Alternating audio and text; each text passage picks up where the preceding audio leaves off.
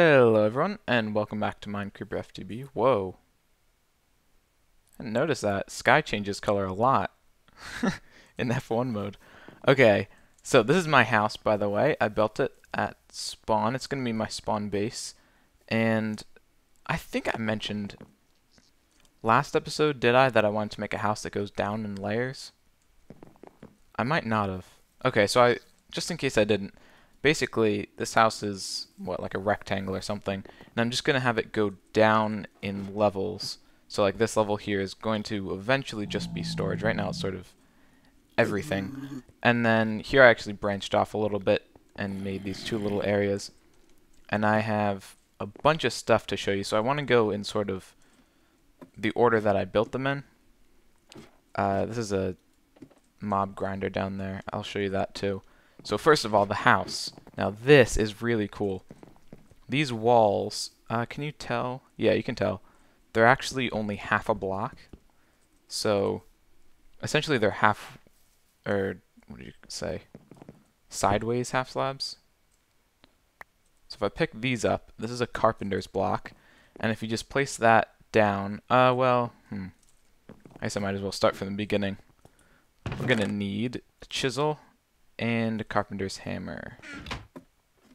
So if I place this down, then carpenter's block. So you can sort of mash it down into different sorts of half slabs, I guess, is what this is supposed to do. And for these walls, obviously I did a half, sideways half slab type thing. And if you actually place it against it, it'll automatically conform to whatever shape the one that you place it against is. And then if you just right click with the block, it'll turn it into that type of block. And then these sort of carpenter block things, let's see, this is, okay, we can take the chisel, and if you just put stone in here, you see you get tons of options. This is so cool. It's literally just the chisel mod, and they had tons of different textures. I used a mix of stone bricks and stone bricks, wide stone bricks.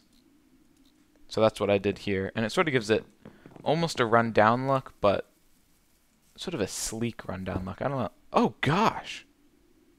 Oh, that's interesting. I guess that auto breaks it. Alright, I gotta keep moving on because we have a lot to show. Next, let's see. Gold chests. I'm sure you know how to make those. If you've seen FTB before, you can just surround chests in different types of metals, and you can upgrade them from one to another. Then, what was next? I think I made the grinder next, actually. So this uses soul shards mod. And the way that works is, where is it? Take a shadow blade and a soul binding shard. And then, where's the other thing I need? Crystal soul essences. Now you get these from breaking mob spawners.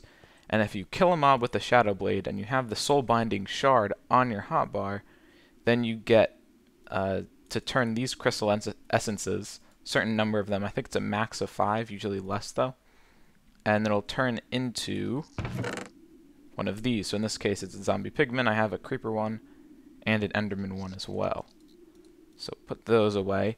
So I did that for zombie pigman is what I'm using right now because I wanted the gold.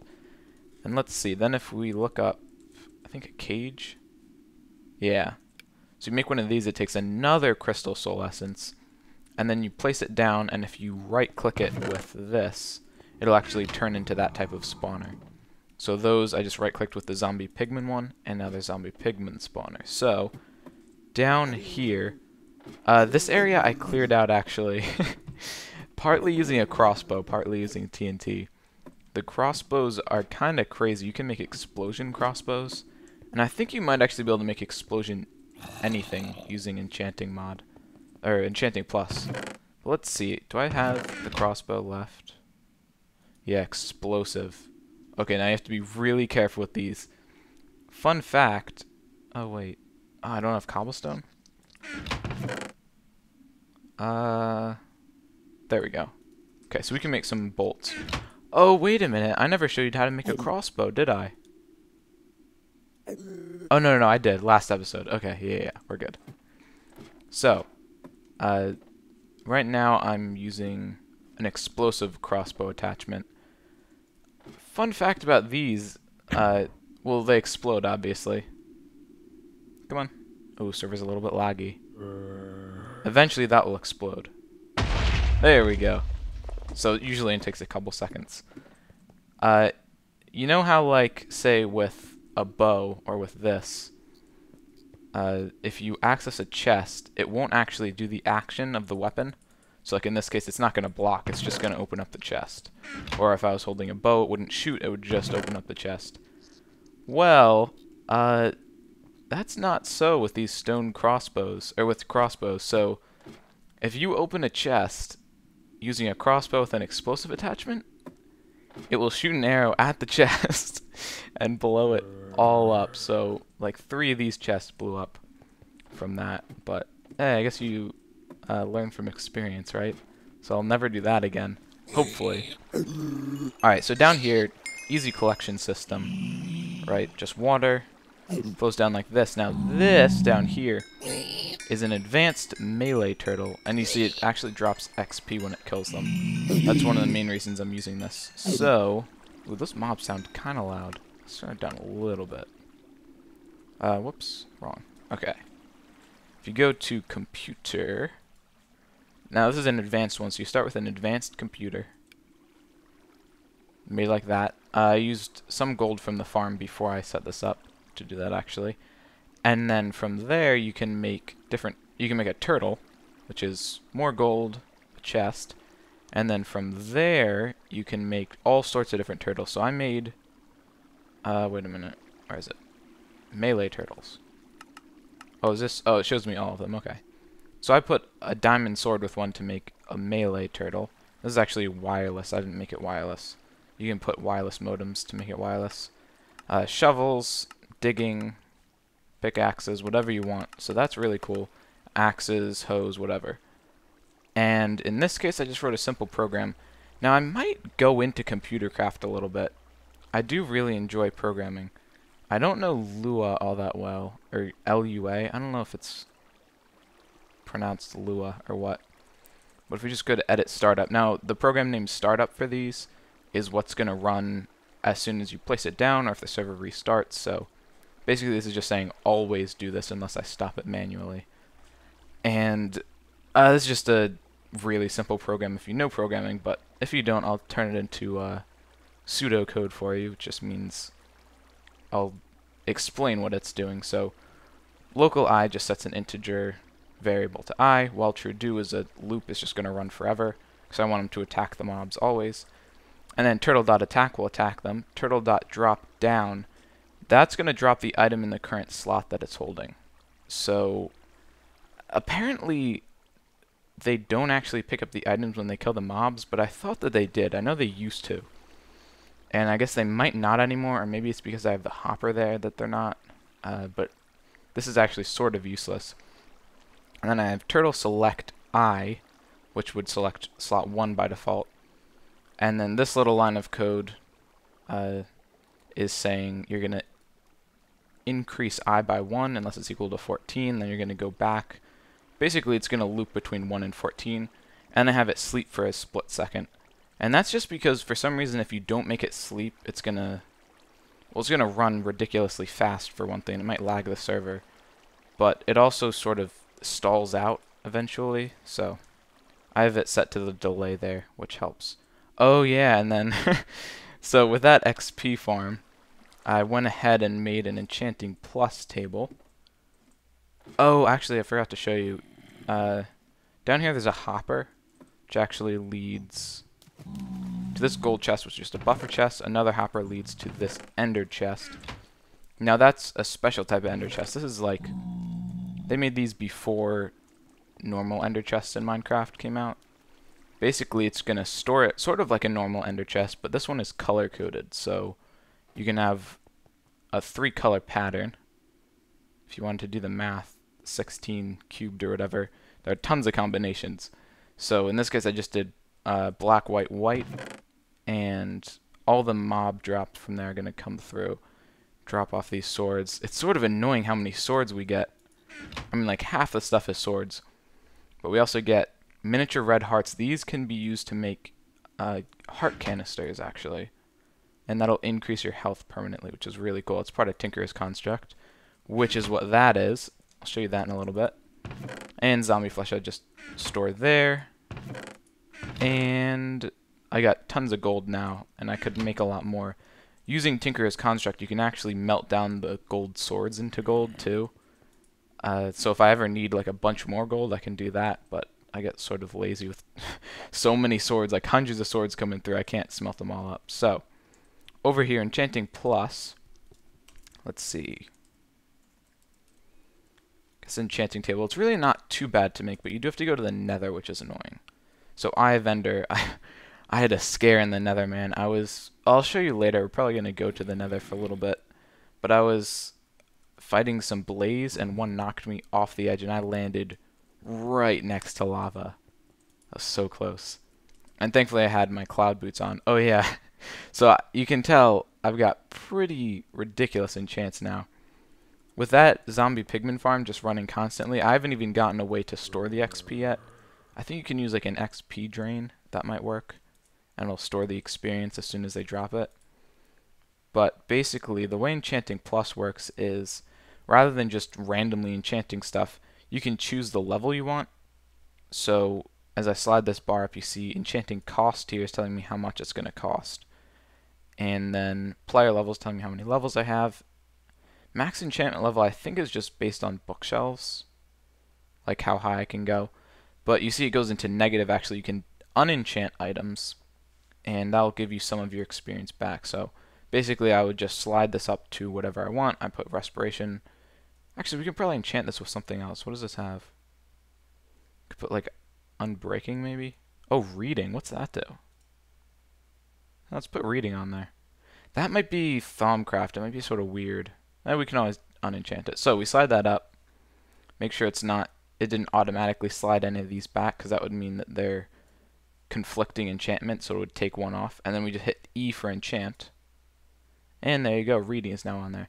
Now if we want to repair this, really interesting, it only takes level. So if we hit R right now, you see repair cost is at 6. It's just going to take 6 levels and repair it fully. So we can do that for all of our stuff, and you notice it doesn't take any diamonds. So possibly a little cheaty, you might think, but that thing's pretty cool. And you can also, I'd imagine, just repair them as much as you want. I don't think it goes up in level every time you do, so there's that. Let's see what we're about to do. Oh, what does reading do? No, I don't see. I was expecting to see like special auras and such from Thaumcraft. Might be something else. I'll have to look it up. There isn't really actually a good Enchanting Plus wiki that I could find. I looked for one, but I couldn't really find one. I found some sort of partial lists from old versions and stuff like that, but nothing too good. So, oh, this gold furnace, by the way, is just a furnace surrounded in iron and then surrounded in gold, I think. You have to do it like separately. Upgrade a regular furnace to iron to gold. Here, let's see. And it just smelts stuff faster. It doesn't actually give you more. Yeah, iron furnace, just made with regular furnace. Iron is the most valuable resource ever in this pack. I actually have a bunch now because I smelted down a bunch of cauldrons from the dungeon over there. Oh, by the way, that dungeon was Chococraft, not Rogue Dungeons, which is what I named my last episode. So I was wrong about that. Rogue Dungeons also adds dungeons, but I guess a different type of dungeon, so. So am I missing anything? Computer craft, by the way, I'm not sure if I'll do a lot of it. Thing is, it takes a lot of time and I don't know it too well, which is why it takes a lot of time. So even making the simple programs takes a while. I have to look up like all the operators and syntax and stuff like that. Definitely won't do any of it on camera, because that would just be both embarrassing and really boring, I'd imagine. But let's move on to Tinker's construct, and let's actually put these away. Crossbow, I do not want that in my inventory. Oh, let me actually show you all the enchants I got, though. So with that, I basically have limitless XP. And protection, respiration, reading. Soulbound is a cool enchantment. If you die, as you might imagine from the name Soulbound, you actually keep it. So all this stuff is all soulbound. And that's soulbound. That's soulbound. Oh, my sword. That's soulbound. Sword is soulbound. This isn't actually. You can't have quick draw. This blunderbuss is pretty cool. Really easy to make. Actually, let me show you. The guns in this are much easier than I thought to make. So, blunderbuss barrel, and the other is just some wood. So that's pretty cool. And I enchanted it with power 4. This thing is ridiculous. It'll one-shot everything. I think close range, this will do like 40 damage. And these stupid bugs. This portal's like spawns bugs. They're the most annoying things ever. Some of them eat wood, so you can't even have like fence gates there. Yeah, so that's gonna one-shot. You can't really tell how much damage it does because they don't have enough health. But it'll one-shot everything. This stuff is pretty easy to make too, which is what it shoots. Just gravel. Gunpowder I have tons of. I can always put creepers. Creeper spawner instead of the zombie pigment and get tons of gunpowder, so that's nice. And that's pretty much it for enchants. I guess I can go through what all of them do. Unbreaking protection, you know. Haste 3 and Fleetfoot both are speed increase. So if you notice, I'm running really fast. Oop. So if we take this off, remember, just to give you a frame of reference, this is normal walking speed, and this is normal running speed. Now this is normal walking speed. Oh wait, walking speed. That's running speed. Way, way faster. Actually, I don't like having these on. Okay, so that's it for the boots. Diamond leggings actually have 2. One has a scent boost, and as you just saw, it makes you jump ridiculously high. And then the other one, just protection, unbreaking, soulbound. Protection, unbreaking, soulbound. Steadfast reduces knockback from mobs. So that's really nice to have. If I had that when I was fighting the blazes in the nether, it would have been really nice. And then all of this stuff is vanilla, except for the reading, and I'm not sure what that does. So, moving on. Goodness, so many things. Tinker's Construct, I was actually just doing this today, and I realized it's not too bad. You can progress in it fairly quickly. We're actually going to go to the nether in a bit and get some of the really good ore that we need. So you start out with Tinker's Construct. This might take a while to explain. I'm just going to go over it briefly, but if you're curious, you can look up tutorials for it. Basically, what Tinker's Construct allows you to do is create tools and weapons from scratch almost. So you make a whole bunch of different items that create it. So for instance, if we look at this and we click on pickaxe, it's going to give us like the formula you need. So it says required parts, pickaxe head, tool binding, and handle. So rather than just in the crafting window putting diamonds and sticks, you have to actually make all the individual items. And of course, in turn, each individual thing gives you perks and such, so that's why it's like better. Let's see, stencils, or pattern chest rather. So if you put a pattern in here and then you put material in here, you can get certain pickaxe head or whatever you want. So obviously a pickaxe head is for pickaxe. So if we made that and then we made tool binding out of stone and a stone rod, you could end up with an all stone pickaxe, which isn't very good. It's probably about the same speed as a stone pickaxe. So there's not a whole lot of advantage there. But then you get into this. So using this you can make more advanced parts. So if you tried to make an iron pickaxe, I don't think you could in here. In fact, we can try that. I think you need to make it tin iron. You need to actually make it in the other one. So stencil, pickaxe head, or axe head's fine. Yeah, so you can't actually make that. It's not going to let you. You have to melt it down and make a cast for it. So if you take, how should I show this? Let's take a pickaxe head. Okay, so we got one of those, right? Now, say we want an iron one. What you actually have to do is make one of these things. This is sort of like a furnace, or smeltery, I guess it's called, and it'll make molten or melted down forms of all the ingots you want. So right here is our casting table, and here's a seared faucet. So this is powered by lava, by the way. You put lava in here just with a bucket, and then you can put If I put like a bucket in here, it'll smelt it down into iron. If I put iron in here, it'll smelt it down into iron, obviously. And then right here, if we right click on this, it's actually going to pour out some of what's inside. So right now it's gold on the bottom. And I already have a pickaxe head cast, but I'm just going to waste it anyway to show you. So if you pour molten gold over, in this case, a pickaxe head, oh, and it's going to take a little while, I think. But eventually this is going to harden like that. And then if you right click it, oh, went back to liquid form. It's just a little bit of lag. Right click it. There we go. Pickaxe head cast. So it actually makes sense the way you do this, right? So you put on the pickaxe head, surround it in gold, and then you get a cast. And then if we wanted to make, say, an iron pickaxe head, you can choose between the different, what would you call these, molten liquids, just by clicking one, and it'll go to the bottom. So now we have obsidian. Click on gold. So if we wanted to make a gold pickaxe head, oh, nope, I lied. Apparently you can't make it out of gold. And I don't want to waste iron. But if we had that, if we had some iron in here that we wanted to use, we could essentially pour it into there, and then it would harden into a pickaxe head.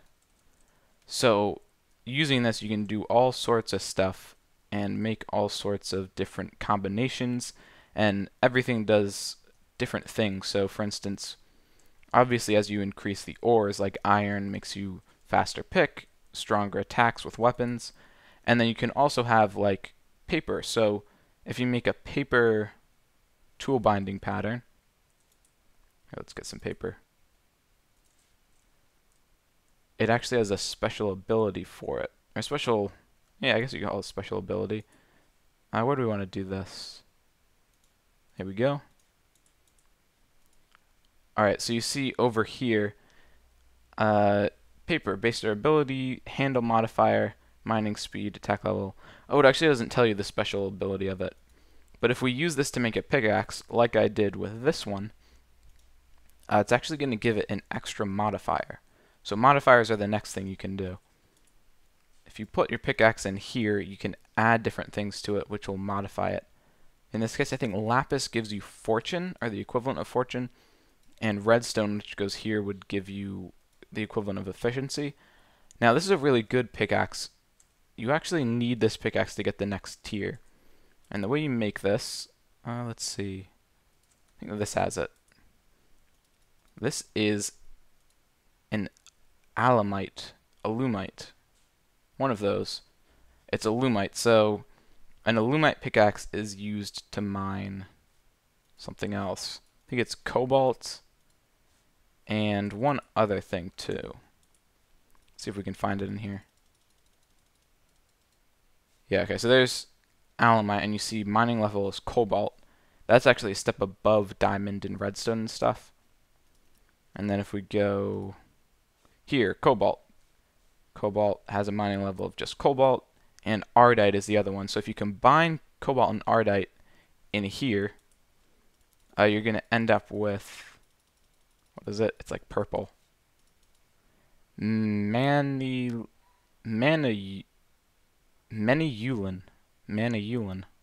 Something like that. And that's, I believe, one of the best ones, if not the best. Because it's the only one that actually has a mining level of maniyulin. All the other ones have something worse. So I'm guessing that that's the best one.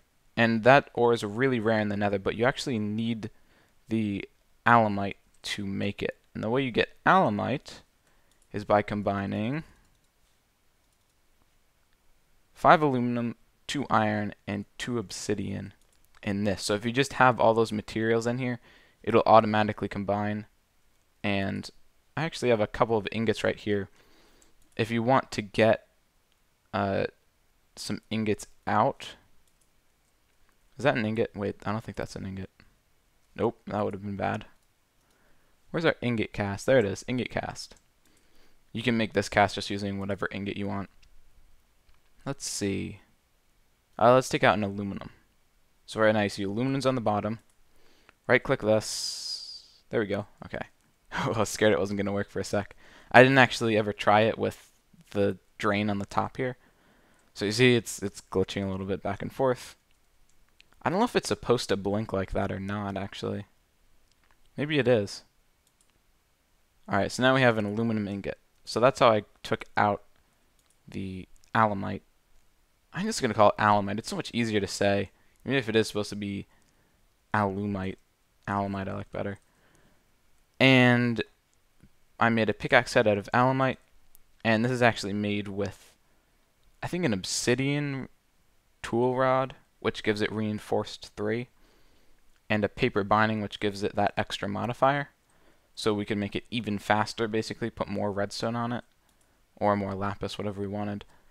And I need this to mine the cobalt in the nether. So that's going to be the next step. I think I finally explained everything around here. And I made up some potions. Fire resist, very good. These look darker than normal. Is that? Don't they? Or am I just imagining things? Looks like they have a gray tinge to them. Oh, and we don't need this paper binding. By the way, this is marble. And then these are chiseled marble.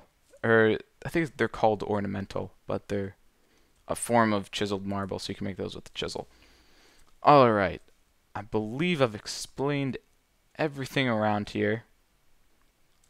The only other thing that I want to mention is this episode, you'll notice, is a little more technical, you could say. More about getting geared up and less about exploring dungeons and stuff. I'm probably going to alternate back and forth a little bit between the two. I really like the technical side, but I don't like watching videos of the technical side. So, well, that's not true. I like seeing the things that people build technically, but I don't like watching them necessarily build the technical stuff. So that's what I'm going to do. I'm going to build the technical stuff mostly off camera and then explain how it works on camera. And then from there we can go exploring and stuff. You'll notice this armor seems really overpowered. Now, I've fought 2 dungeons so far. One of which was that one, which we got absolutely wrecked on. And then the other one I fought just the other day with Connor and Austin. And Mao's there too for a little bit at the start. And we also got slaughtered in that. So I'm going to stop underestimating these dungeons. I want revenge on one of these dungeons. So I've got maxed out gear. I've got soulbound. So even if I die, I'm not going to lose all my good stuff. And I can actually recover what I did lose. And you'll notice this sword is ridiculous. Oh, I never explained what all these do. Okay. So, sharpness. Obviously, you know what that does. Looting, unbreaking. Ice aspect slows them down. Slows monsters down. So that's really useful. Some of the monsters in dungeons are super fast. And I think this gives them slowness 2 at least. Leech, that gives you health every time you hit a mob. Soulbound, you know, makes you keep it. And Vampirism also gives you health every time you hit a mob. I'm not sure whether the effects of those 2 stack. It's sort of interesting. If you look in the enchantment table with this, it actually says that I don't have Vampirism. So, but I have it on here. I don't really understand. If I try to put it on, then it removes it. So, anyway, I'm going to get geared up to go to the nether, and we're going to get some of that fancy stuff for Tinker's Construct, and maybe a Wither Skeleton Soul Shard. That might be nice to have. So, I'll get a little bit geared up here, as if I'm not already enough. Oh man, okay, you know what? That's actually gonna have to do it. This episode's getting long. I didn't realize just there I talked for half an hour straight. That's ridiculous.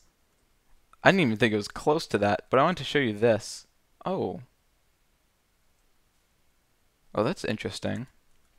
So these are blightberries. This is a blightberry bush. I got it from the nether trip. We're actually gonna save the nether trip for another time. I might just do it off camera. Maybe record a little bit to show you what they look like. Whoa. That was a weird glitch. Okay, so the berries grow just like these berries. And then if you right click, you harvest them. Num num num. And then these actually have a special effect. It says a little bit evil, killer healing. So, okay, so that time it poisoned me. But it gives me more regen than poison. So that's interesting. And then what if I eat it again? That time it poisoned me too. But that one time it didn't. So I guess it's a random chance. They're kind of cool though. I might bring these to the dungeon. They're pretty useful, especially since I have protection on my armor. And it makes it so that poison really doesn't do anything even if I do get poisoned. Oh, there we go. Just regeneration.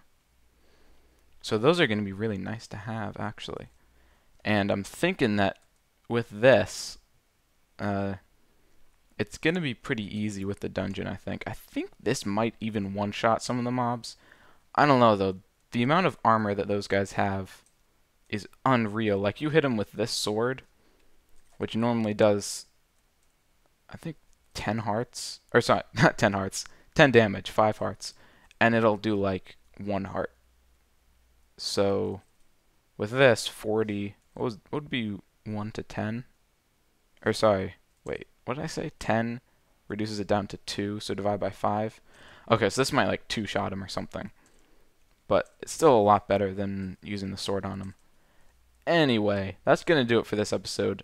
I hope you enjoyed. Next time, we might either explore the Twilight Forest or go ahead and get revenge on a dungeon. One of those two. So definitely an exploration episode. And we're also going to make some really good swords with the Tinkerer's Construct stuff that we get from the Nether. Alright, that's going to do it. Thank you for watching. I hope you enjoyed, and I'll see you next time.